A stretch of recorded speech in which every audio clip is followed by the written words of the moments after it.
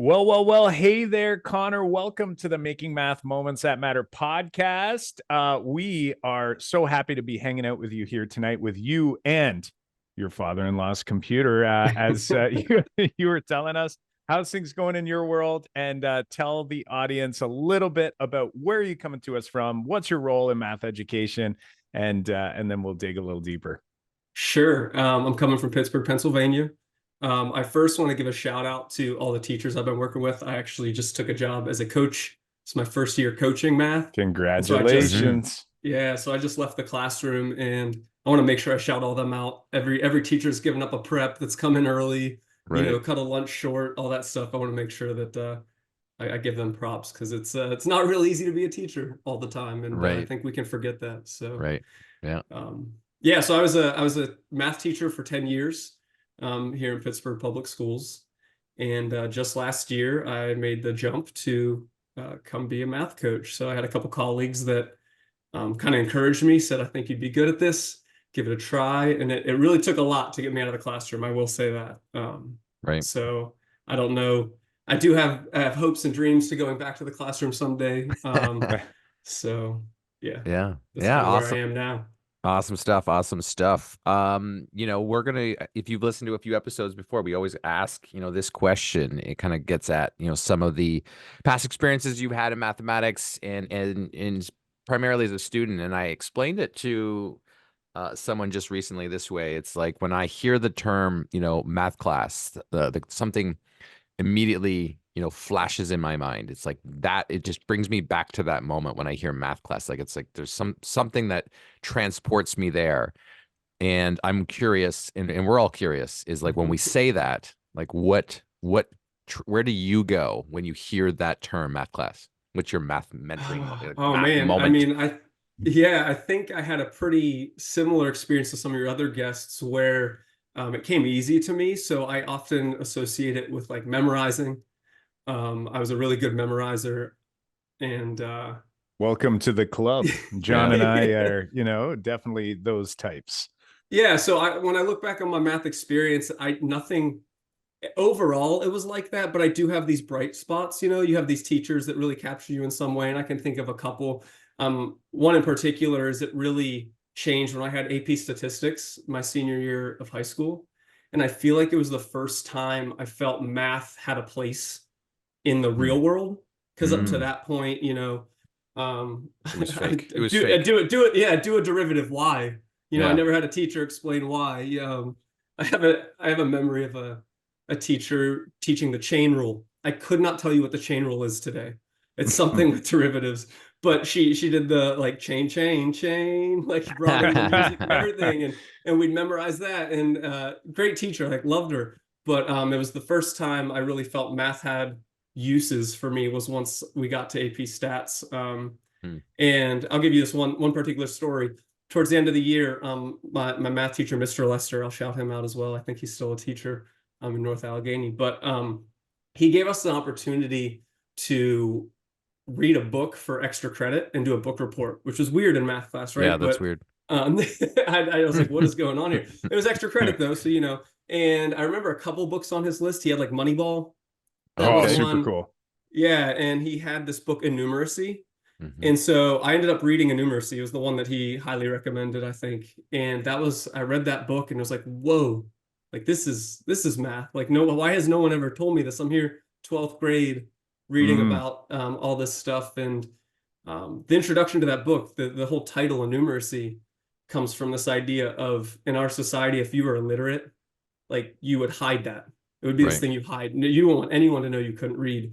But Right. we live in a society where if you're bad at math, I'm not a math person. Yeah. It's I was easy. just never good at it. And so that book stuck with me. And that was kind of my journey, at least through high school. well, it's interesting, as you share that story earlier today, we recorded an episode which will have been released before this one goes out. So about, I think it would be episode 286. So this is going to be episode 290. And earlier today it was Conrad Wolfram that we interviewed. And, he was describing all of these, these problems with with the way we teach mathematics. And you've kind of highlighted some of them, right? It's like this idea of why are we doing what we're doing? Well, I mean, poor teachers. You know, whether it was your teachers or a lot of the teachers that are out there today, we've kind of all just followed this path. And some of us, you know, kind of landed, you know, feeling okay because we could memorize or we could this or we could get through it. And yet, you know, at the end of the day, there's so much more to it. So it's interesting, you know, you highlighted that in that book in particular. I haven't read it myself, but there's so many instances like that out there when you encounter something and you go, oh, like, why don't we do it like this? Like, why aren't we exploring mathematics in this way? So I'm wondering, you know, along this journey, we all, I think, reflect back on our own experience. And especially when we're in the classroom, you've had 10 years in the classroom where, you know, you probably had changed as a teacher throughout, right? You live and you learn and you get better and you get better. How would you say, you know, how would you say that your experience in math class has sort of impacted who you were as a teacher, but then more importantly, sort of who you are now as a coach? No, that's an interesting question. I'd say that it made me want to do a little better. I wanted to bring experiences to my students where they could actually feel some of that, even excitement, you know, with mathematics. My journey really followed kind of, it's almost serendipitous. You know, I came across a TED Talk by Dan Meyer probably a couple years into my journey. That led me down a rabbit hole about 3-act tasks. I tried it out and I was like, this is fun. This is, you know, you feel the excitement in the room. A couple years later, down the road, Peter Littlejohn comes out with his working paper on building thinking classrooms, vertical surfaces. Students I remember the first time I had to do it, I stood the desks up. I didn't even have whiteboards. I was just putting the desks up and the kids came in and like, what is going on here? And you just, you feel that energy. And that's kind of what like pushed me forward as a teacher, just wanting to feel that energy with my students. And so how does that then impact my coaching? Is I think this is why I had some colleagues kind of want to, you know, encourage me into it, is I want to bring that to other classrooms as well. And coaching's hard, you know. You think, okay, man, I've done this, like this is so fun. People are just going to want to like latch onto this stuff, but you forget all the other things going on in the background of every teacher's life and experience. And so it's not just like, hey, we're doing this 3-act task and now all of a sudden they want to do these every week. Totally. Yeah. And there's definitely like it paints I guess it's like it opens like a window, you know, into how different we all are, you know, and our different experiences that have led us to these moments that we've taken for granted in a way that like I think I feel the same way, Connor. It's like, well, why wouldn't we be doing this? Like I've been doing this for this and this long and it works great. Like you know, haven't you gone down the same pathway that I have? Like, haven't you had the exact same experiences that I've had? Like, we've been in the same PD rooms, we've gone to the same conferences, but you know, everyone has, you know, these different backgrounds and these different family lives and these different, expectations, but also, you know, responsibilities that some of us don't have. It's just like, it just draws a light to how different everyone is. And I think I used to just not, you know, account for that. And it was something that we all had to learn, you know, like about, we all are going to learn along our different trajectories, just like our students do, right? Like, just like our students do. It's like our teachers that we work with are just human beings, like everyone else. Yeah. And there's so many different variables. You have the administrators, you have different students, you have different schedules, you know. I really lucked out. I had administrators that let me experiment in my classroom. Weren't really, you know, you have different, everyone's different in the messaging they're hearing. My district's really big, right? So now that I'm a coach, I'm kind of seeing different buildings and different things. And I can feel lucky that I got to grow up in my practice where I was. So, well, you know, just kind of highlighting what you're saying and also what John was saying about the different experiences, but then you also have different, you know, as we are, John, you had mentioned, like, as humans, we are all different. Some of us are a little bit more extroverted. Some of us are a little more introverted. Some of us walked into our careers with maybe a little more confidence for whatever reason, rightfully so or wrongfully so. I would argue I came in with confidence probably for the wrong reasons, thinking I thought I was good at math, you know, and that was just something I thought. I didn't flaunt it, but it gave me confidence. But it also you know, you had mentioned about having a supportive administrator, and we have this conversation with our district leaders all the time in our district improvement program about, you know, educators have to know on your team, they have to know that you've got their back, especially when we're trying to push them. So you have Connor coming into the school, let's say, to as a coach. If that teacher is like, wow, I do like your idea, Connor, but I'm not sure if my administrator has my back, then that makes your job incredibly difficult. And it also makes the teacher's job really difficult because they're not willing to take that chance. So, you know, there's so many factors there. And, you know, just kind of rubber stamping your statement about coaching is hard. I think we think teaching kids is really hard, right? Like that's a hard job. But then, and you're like, well, if I'm working with adults, I mean, heck, we're all adults here. Like, and we all, you know, we all want the best for kids, but beliefs and experiences and all those things certainly, you know, cause things to get a lot more complex and a lot faster when you hop into that role. So it's great to get an opportunity to kind of get a you know, sort of shine a light into, you know, your experiences as a teacher and now as a coach.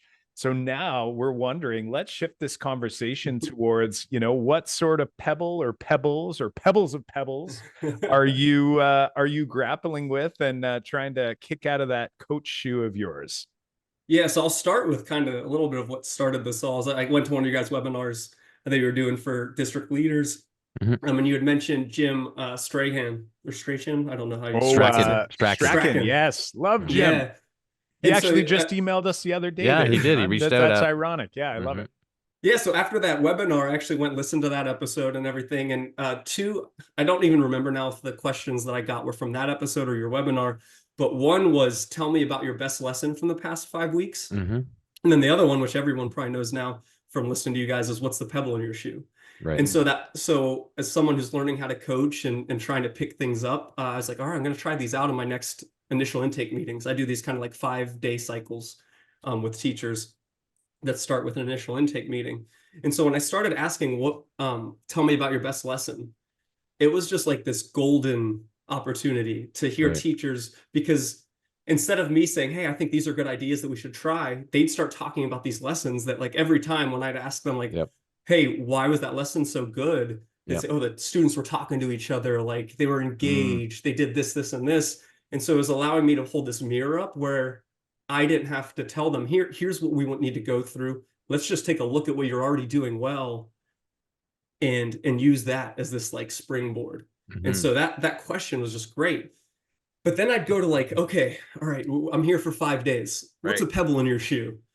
And I'll never forget, like, I think the first time I asked it, someone's like, time. Can you give me more time? You're like, I'll be right back. Give me a second. You got like you get the standard 3, you know, the standard 3. It's like, go ahead. I'm sure you'll say them. Or can you keep me from having to cover a class? Like, can you take those class coverages away from me? Or just like these different answers that I wasn't seeing it leading anywhere in my coaching. And so I will give you an update since I wrote you guys that I tweaked the question a little bit, and it went a little better this last time. And so one way I tweaked it, instead of saying what's a pebble in your shoe, I said, tell me about a pebble in your shoe. So I got rid of that what. And then the other thing I did is I said that we can shake out, because I heard you guys say that once, that we can shake out. And so that made it like, okay, I obviously can't give you more time. I obviously can't do X, Y, and Z. Yeah. They're starting to think about it. Adding that, it's helped a lot. But I reached out to you guys because I wanted to glean your wisdom and insight, because you clearly believe in this question. You ask it, you know, to every person. So I wanted to get some advice on what gave you, where did you guys even learn this question from, I guess is something I'm wondering. Well, I was just going to say, I'm like, it's Jim. It was totally Jim. Like, and it's all 100% credit goes to Jim Strachan. And, you know, as we described on that episode, but I think it's worth reiterating, is that I have had, and John's had the experience as well to kind of, you know, learn more about Jim and meet Jim a few times along the way. But I had the honor of working on some projects, and some of them, one in which was in Norway, that I worked with Jim on. And I did some, you know, in the ministry here in Ontario. And I'm telling you, it was probably a decade-long sort of mentorship that I never actually signed up for, right? And never knew I was on or a part of. And that experience, to be on that journey and also truly know, not think, but know that he actually was not just a colleague, but I could call him a friend. Not that, you know, we call each other all the time, not that, you know, we're always in touch, but anytime I would be with him, it was like so easygoing. And now, mind you, a little different role too, where, you know, it's not like on the clock, like, you know, you're going into a school and there's, you know, things to do. That would be a little different, I'm sure. But it just always felt like just a really amazing person.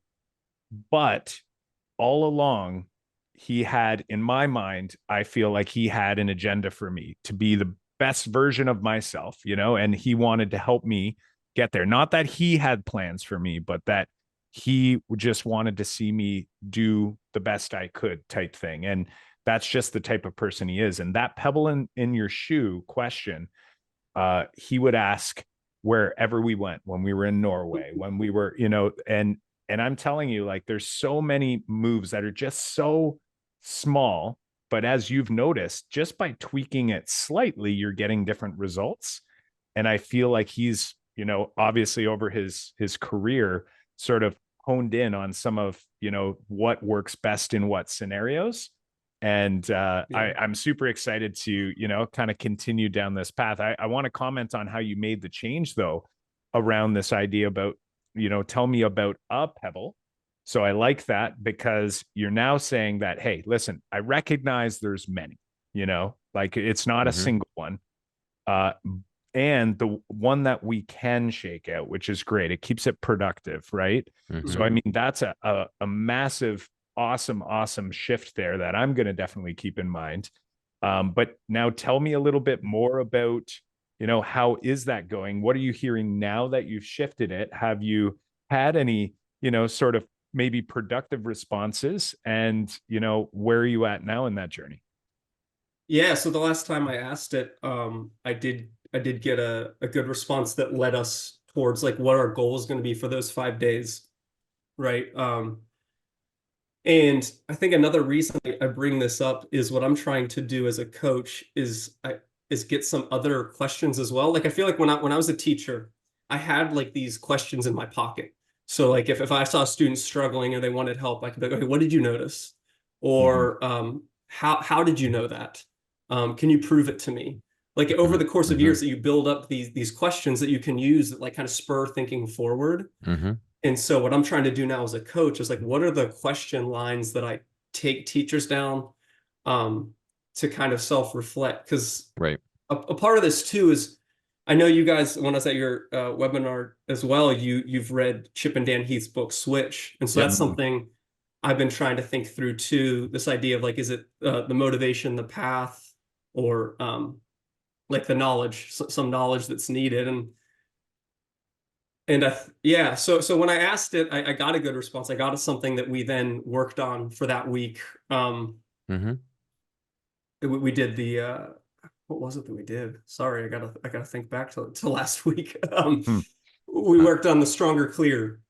We did the Stronger Clear routine with an open-ended question. We have our state testing coming up, and so that's another thing right now. Being a coach, when teachers see the test coming up, they're like, you know, what are we going to do? So it's like, no okay, experimentation. We got to cram, right? It's like, go back to, you know, the olden, you know, the thing that I knew best, right?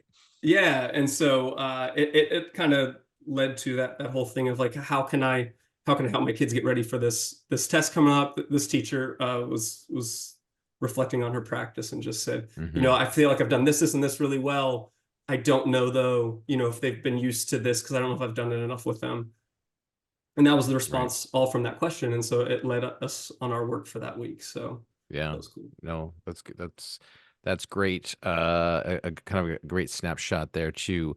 You know, I think when I reflect on the tweaking or the questions, or you ask specifically about like, what are the next, you know, what are those questions that I have in my pocket that kind of push things along? Like we definitely have, you know, a collection of those questions.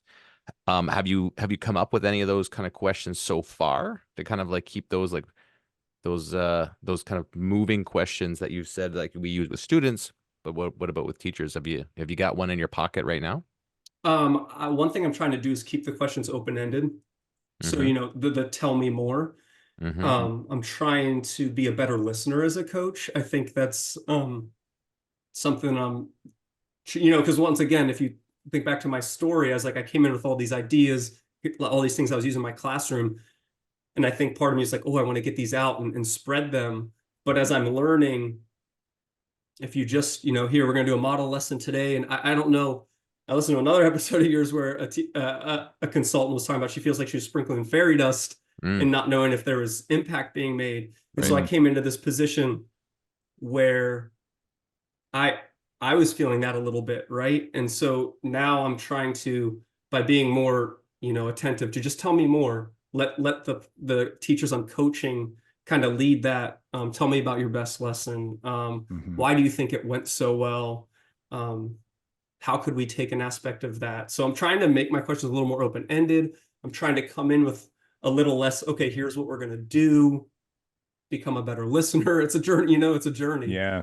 Well, and I think So there's like a lot of, you know, pressure, especially, you know, we had a district leader group call with our Mm-hmm. district improvement program members. And on that call, we were just talking about how it's really challenging to come in and you know, we can think about this when we came into our classrooms as a teacher, that you know, you sort of come into that role thinking, or at least putting this pressure on yourself like you're supposed to know it all, you know, like you come in. And I remember sort of, you know, having this fake it till I make it sort of attitude, right? I don't want the kids to figure it out that I just tried to Right. figure out the lesson last night, you know, like I haven't taught this and, you know, or I've never taught it in my life before, you know? And then the same is true when we move into another role, right? So we move into this coaching role, and now you're in this position where it's almost like you want to, you know, ensure people know that like you're legitimate, you know, like I didn't just get this role because no one else applied for it, Right. you know, Right. or I didn't just get this role because somebody liked me, or something like that, whatever stories we tell ourselves. And I think that, you know, means in our minds, we almost feel like we have to prepare how the 90 minutes is going to go, the 75 minutes is going to, Yeah. Like you, whatever amount of time. It's like you feel this pressure that you've got to be fully prepared when it's not really a prepared type role. It's almost the opposite. It's like we need to keep it open, but yet we feel this pressure on ourselves to sort of like have some sort of, you know, vision as to where we're going to go. well, you But know, that almost sabotages the whole experience. So it's a battle in your mind. What were you I want, saying, John? I just want, yeah, I wanted to add, like you recently had an experience. Like, I think when you feel like you're in the coaching role, like what you're saying, Kyle, is that you almost have this feeling that you have to give the advice. You know, they're there, like I have to like give them something, and so you're constantly thinking about like what advice can I give them, and you sometimes if you're like I can't, I don't know how to help them, right? It's like now you get worried that you're gonna leave this day and you're like, oh my gosh, they're gonna like think, what was this coach doing? Like they didn't give me anything to Yeah, help what them a that waste of day. my The time. advice, Or like, but you can run into the, you know, you can run into the problem about the advice being forced in a way when you have that mentality. Like Kyle, you had a mentor recently, you know, and you felt that every time you got on this call with this mentor, or you had a coaching session with this mentor, that they were always trying to push a piece of advice and they weren't being the great listener. Like they weren't listening very well. They were just like, I need to like give this guy something, even though they weren't really listening to what Kyle was Mhm. telling them.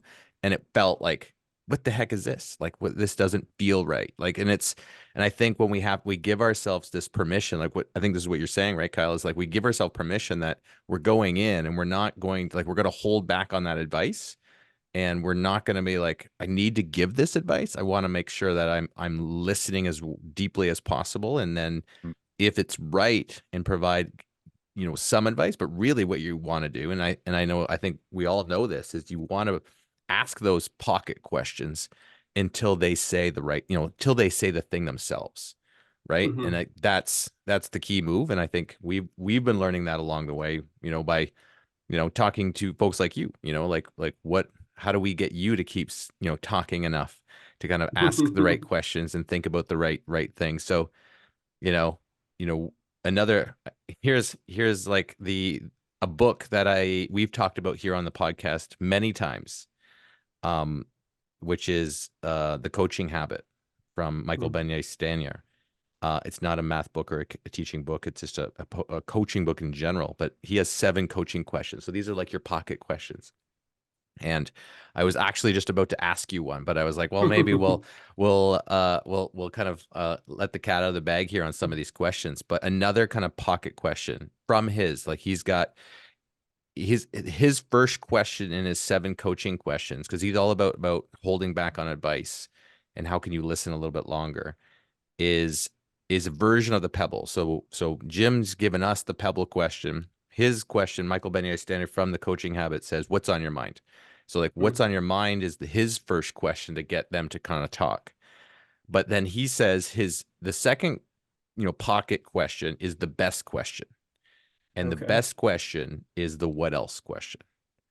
Okay. What else? What else is on you? And he says, you just keep asking what else. And that gets to the heart of the issue usually. And then so go ahead. Can I sorry for interrupting.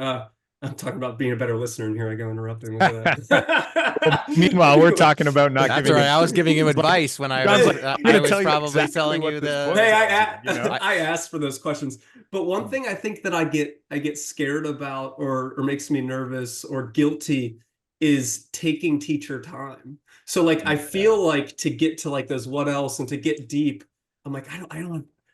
Or do they feel like I'm wasting their time if I just keep asking them questions? And they're thinking, there's a definite balance if they're getting frustrated, right? It's like it's total projection. I have not had a teacher that I've worked with that has done this. It's just me projecting, remembering. It's the voices in our mind, right? Monster. The self-sabotaging, thoughts. And the other thing too that I think is really important is almost like, and I don't know and here I can't give you the advice on this one because I actually don't know what it is, but it's like, if you have an awareness of it, I think you can try to monitor it. And it's like, when you think about that, that is tied to that sort of imposter syndrome idea. I was mentioning before, the fake it till you make it. So it's like your brain is it's almost like your brain's like, I'm not so confident yet that these teachers want you there.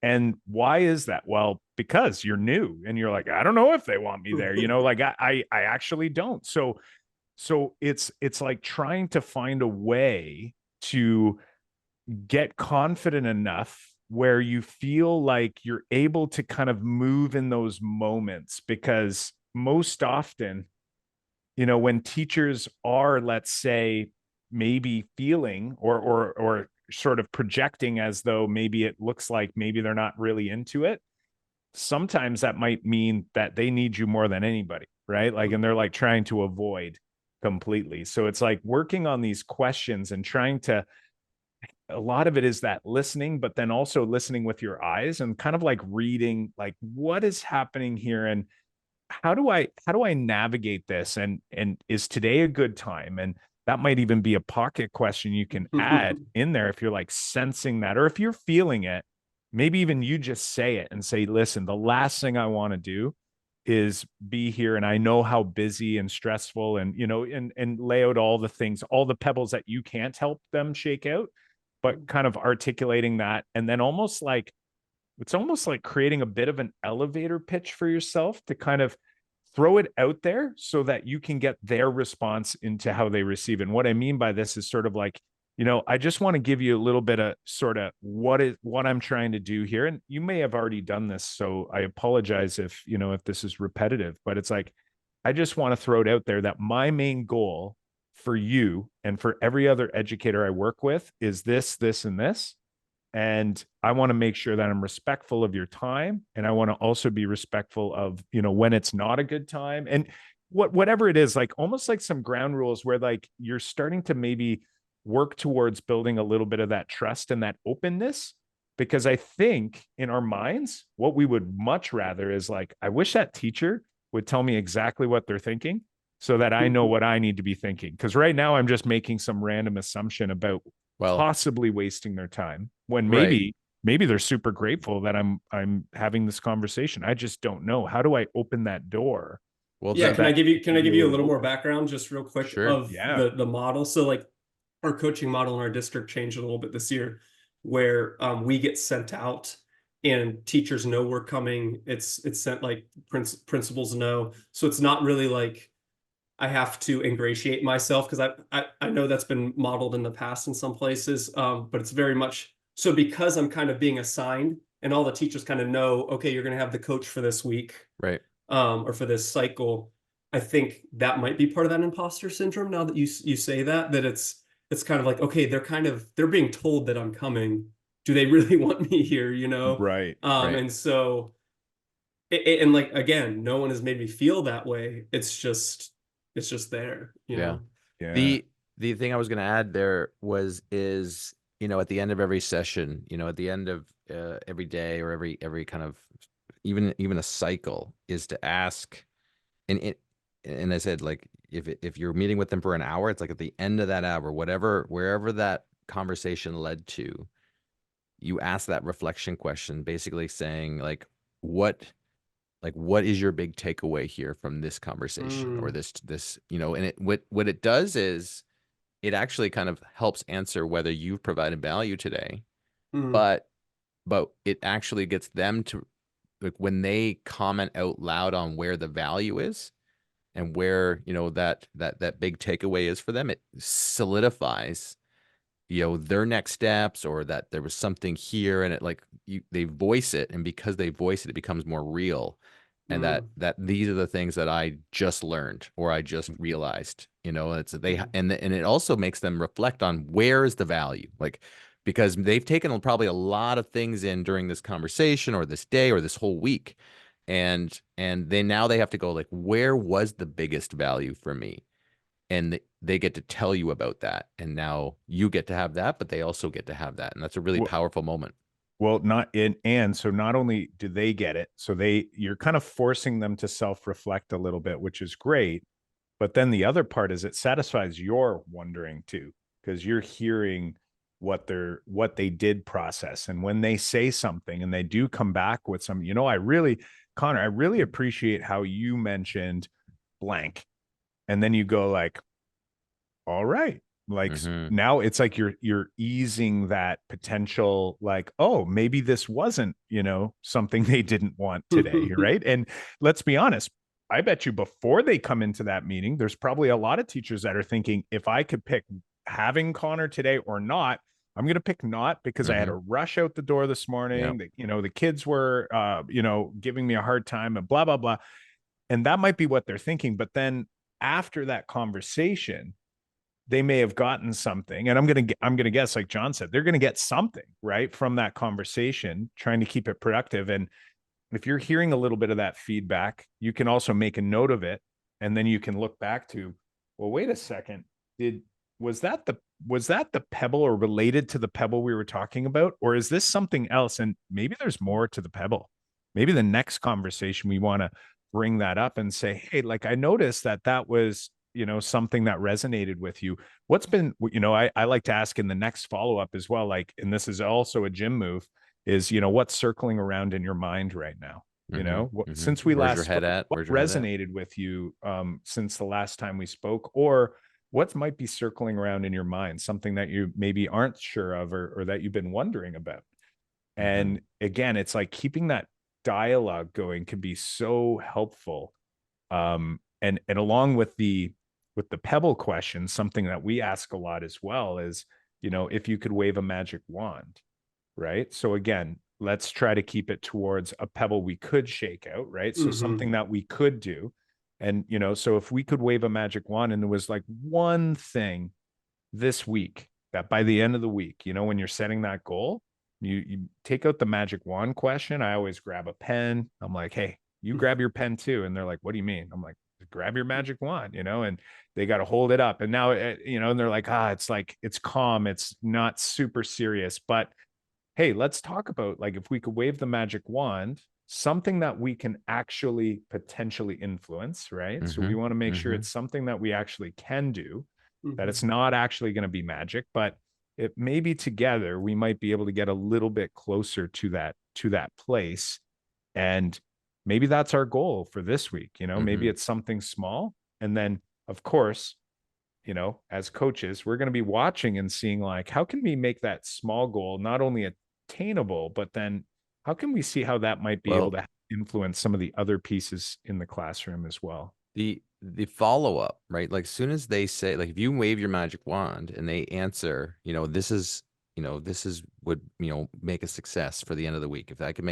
If you can make one success by the end of the week, what would that one success be? And then really that's a version of the magic wand. And when they answer that, the follow-up is like, well, what's holding you back? Like, what's standing in your way? What are the barriers that are kind of preventing you from moving in that direction? And we've asked that question a lot, and that you get a lot of insight right there of, like, where they really need help. Right. And I got the list of the 7 questions from that book in front of me, and that's not one of his questions, but his question that's similar is the kind of, he calls it the focus question, which is like, what is the real challenge for you here? Like, because people, you tend to, like, and you've noticed this, when you say the Pebble version, excuse me, when they start unloading, they'll unload. Oh, this happened and this happened and this was going on this week, and I got this to deal with, and I got this, and they'll tell you many problems, not one pebble. They'll tell you a few pebbles, and even if you ask the what else question, they'll tell you another pebble. But then when you say, like, well, what's the real challenge? It actually makes them focus on what is it that I want to solve, first. And this is the real problem for me right now. So it's like the pebble kind of opens the door, and then we can kind of focus it after that. Those are a few just versions that kind of, like, we toss out there as those our are pocket great. questions. I appreciate those. Yeah, I like when you ask them what's holding you back. Mm-hmm. Oftentimes, there's a long pause, and you can see people are thinking about it, and not to say that they've never thought about it before, but in some ways you kind of think they're like, oh, like, I never really thought about, like, when I said that this is the pebble, but what's really causing that pebble, essentially, right? Because sometimes it's like we want to fix this one thing, but in order to fix that one thing, we've got to fix the pebble before that one.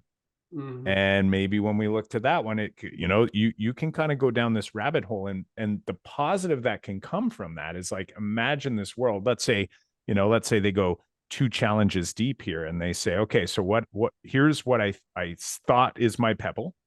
And then we sort of, what's holding you back from that? And you back up and you go, oh, well, if I'm not doing that, my classroom's too quiet. Students never collaborate, like, that's my pebble. Okay. Well, so if we waved a magic wand, right, and we solved that problem, would that be, would that be or, the next or step? it's like, well, what do you think's holding, you back from getting your students to collaborate a little more, or have math discourse or whatever it might be? Well, and then they're pausing, and then, and then okay, well, let's talk about the structure of the lesson. Like, where in our lesson do you feel would be ideal for, collaboration or math discourse or whatever? Okay. And what are we doing to try to encourage at that point in the so you start going down this rabbit hole. And the best part is that, and this is what we've always loved about the Coaching Habit book, and it's also what we love about Jim Strachan's work. Again, different questions, but really similar philosophy, is that it is true mentorship. Like, when they say coaching habit, it's like, I look at it as more mentorship, where what you're doing is you're asking questions in order to help the person land on the solution. And that doesn't mean that we can never give advice. It just means that we want to let them open up. And something that's ironic is that we're on an episode talking about coaching, and it's a mentoring moment episode, but yet John and I are doing a lot of the talking. But the difference, I believe, is the fact that you came with a very specific pebble. So it opens the door. Like, it's very different than, say, you going into a school where there wasn't, say, a coach that directly said, hey, Connor, come out, I'm having an issue with this, this, and this. you'd still use questioning to help them, right? For us to get deep down this rabbit hole and build the trust. But when we're not sure what the pebble is, it's like that questioning can be so helpful to not only build the relational trust that Jim always talks about, but it also helps you to help the person come to the realization of what it is that they're actually trying to change if they could. So what happens if you ask that question, be it the magic wand one, and you go down that hole and you're trying to get back to what's the originator, the genesis of the problem, or whatever. And the teacher basically gets to a point where they feel like they've now think they don't have control over it. So like off the top of my head, like so like attendance, okay, like that kind of thing. Attendance, or you're No. or you're having trouble engaging students, and they say, okay, so why is that? Well, there's this particular student, when he's in here, he just makes the, like, I can grab them, and so why is that too granular? happening? Yeah, and so what do you do then? Yeah, I think like the John. Pebble, the Pebble question, and this is something that we use with our district partners a lot, because it avoids those things you can't control, because this question helps kind of zero in on like what teachers I think are after and what they believe they're doing in their math class. And I think when we can get to the heart of like, are we really doing what we believe is true in our math class, then we can then go, well, are we doing that? And that question that we've asked lots of teachers, and this is at the beginning of the coaching cycle, is to get them to reflect on like what is it that they're doing in their room. And in that question is, let's say you ran, one of your students, you met them, at an event somewhere 10 years after they graduate. And, and you're talking with them, and then they're telling you about their experience in your math class. And the question is like, what do you want that student to say about the experience? Because what we've asked this to 1,000 teachers, at least 1,000 teachers, and they all say similar things. But what they don't say is, you don't get this like, I need help. I want, help with attendance, like the attendance, the kids that aren't doing their homework, like all of these things that time, like the things that you say they come up with right away, which, are like, there are logistical issues, but they don't say those things, which means this is what they're after when they say these. So typically teachers are saying, I want to build problem solving in students. I want them to say that they built them resilience, that they helped them with their basic math facts, and they understood that, they say the general things we all believe that we got into being a math teacher about.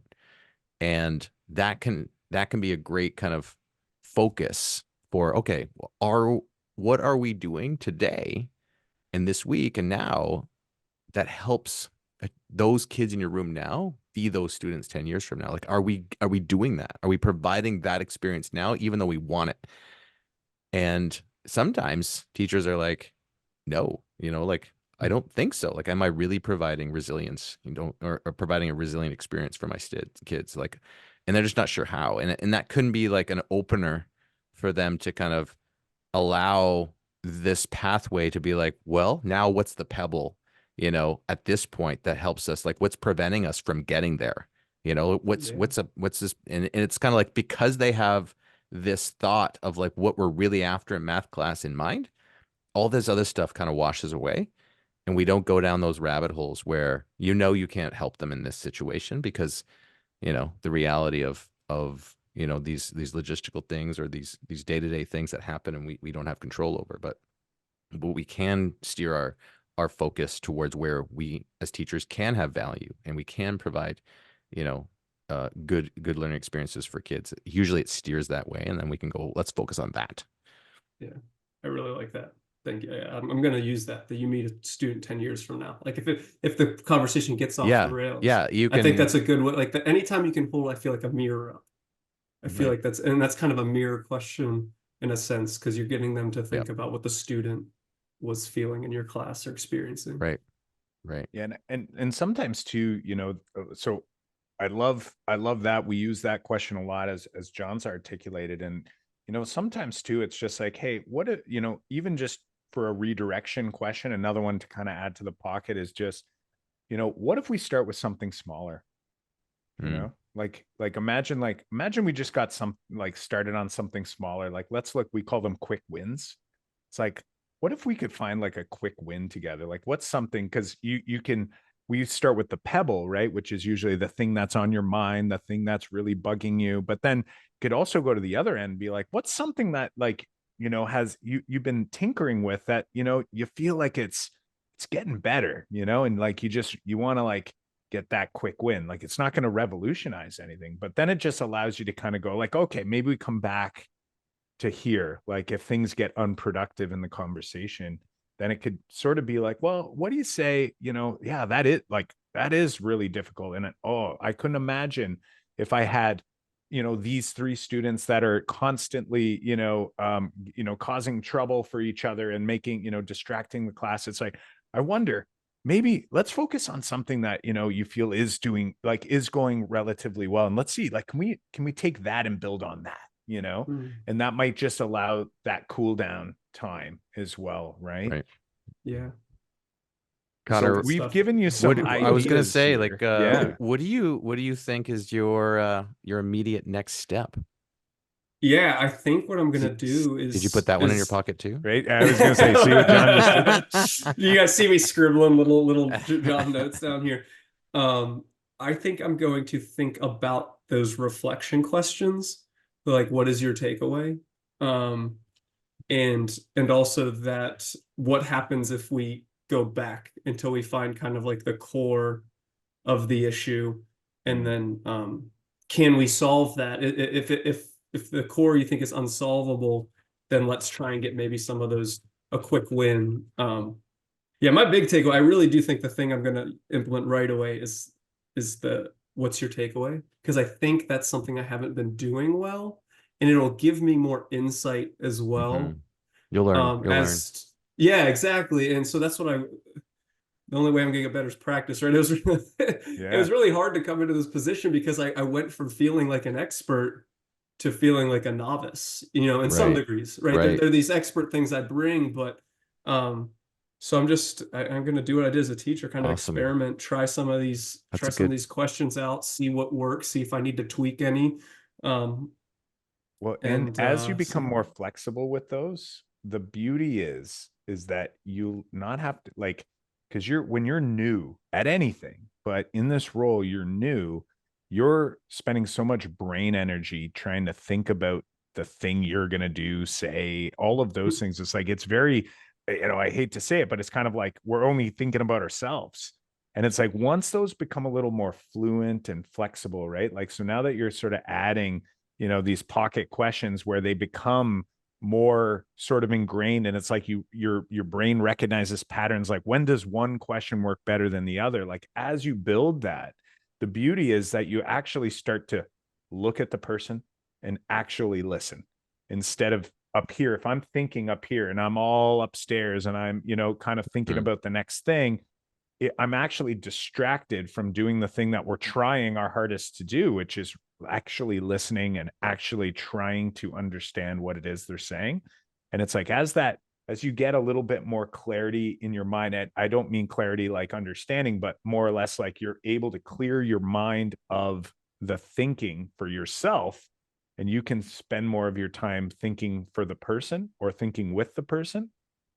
Those things are going to just feel so natural, and those patterns that you pick up on.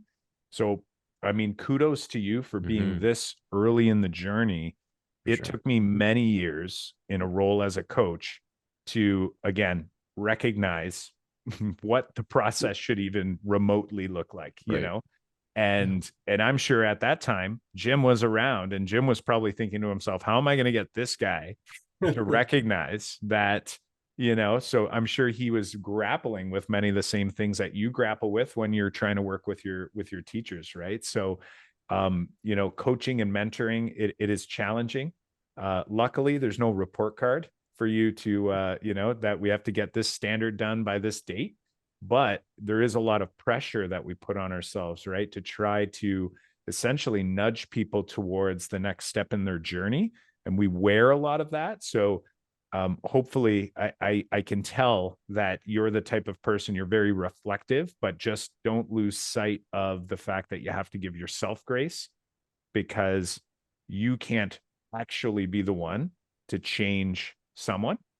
But with what you're doing here and all this work you're doing is going to help you get people closer to that change if they're willing, you know? And again, there's a big if there, but it's like you're going to help them get there faster, but ultimately you can't actually cause the change yourself, you know? Yeah, So just always that's what I'm keep starting that to in come to grips with, right? You mind. said that thing about the not having a report card, and you said that's a good thing, but there's also this part of it where I don't really know how I'm doing, and so that's part of what you guys gave me here with those Right. reflective questions. That'll really help me. Yeah, because Yeah, on a they given will. class day, I'd have exit tickets, I'd have warm-ups that I Right. could look at, I could tell if my students were getting it. Right. Yeah. And in this role, I'm like, am I helping you? Are you taking anything from this? And I think that's what I'm really And every taking day away. you're gonna learn one thing, you know, Yeah. that one takeaway from that, and then you'll be surprised at sometimes what those takeaways are. And you'll think the takeaway was one thing and they'll say something different. And that you'll be like, okay, oh, that's great. I'm loving that this came full circle. Like you came in, you know, saying my pebble is about a pebble, of asking the pebble shoot the question, and now you're saying your big takeaway is about The big big takeaways. takeaway.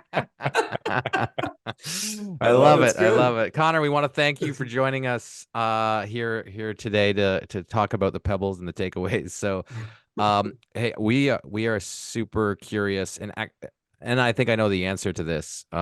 We want to check in with you. You know, let's Oh, check in okay. next year. You know, like see where things are going and see how the questioning's going, seeing how you're feeling into, you know, the next year. We'll reach out. We'll reach out soon. Would you be game for coming back on Oh and chatting with man. us and give us an update? Yeah, absolutely. I'd love that. Yeah, this Awesome. was super Awesome. helpful, guys. It really was. Hey, it's been a pleasure. You are well on your way. It sounds like you're already doing some pretty amazing things. And as I mentioned, you know, you're reflecting, you're working towards you know, finding more effective ways to do this work. So good on you. And next time you come on, I'm going to make sure to say, hey, what resonated from our conversation last time, or what's circling around in your mind now? And we'll see if we can't go back and forth on a few of these pocket questions. Okay, that's awesome. All Thank you, right. Awesome. guys. Awesome stuff. Take care. All Great to right, thanks, chat. guys. Take I'll care. see you. Have a good one. You too. Bye-bye now.